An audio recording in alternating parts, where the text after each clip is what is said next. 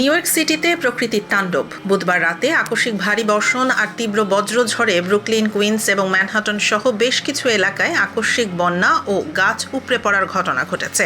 পরিস্থিতি বিবেচনায় national weather service Brooklyn, Staten island এবং কুইন্সের জন্য বন্যা সতর্কতা জারি করেছিল। কুইন্সের জেমিকা এলাকার 204 স্ট্রিটে সড়কের ওপর বিশাল জলজট তৈরি হওয়ায় যান চলাচল কার্যত বন্ধ হয়ে যায়।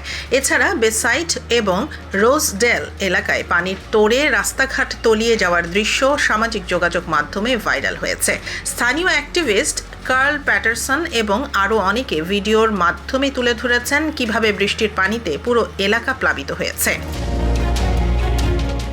অন্যদিকে ব্রুকলিনের কিংস হাইওয়েতে ঝড়ো হাওয়ায় বিশাল আকার একটি গাছ উপড়ে রাস্তার মোড় পুরোপুরি বন্ধ করে দেয়। সিটিজেন অ্যাপের ভিডিওতে দেখা গেছে গাছটি রাস্তার মাঝখানে পড়ে থাকায় ওই এলাকায় দীর্ঘ যানজটের সৃষ্টি হয়েছে।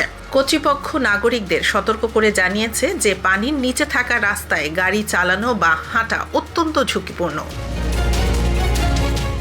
এই দুর্যোগপূর্ণ আবহাওয়া আবারও নিউ ইয়র্কের ড্রেনেজ ব্যবস্থার সীমাবদ্ধতাকে সামনে নিয়ে এসেছে। আবহাওয়া অধিদপ্তর জনগণকে নিরাপদ স্থানে থাকার এবং জরুরি প্রয়োজন ছাড়া প্লাবিত রাস্তায় না বেরোনোর পরামর্শ দিয়েছে। বর্তমানে উদ্ধারকারী দল বিভিন্ন এলাকা থেকে উপড়ে পড়া গাছ সরানো এবং পানি নিষ্কাশনের কাজ চালিয়ে যাচ্ছে।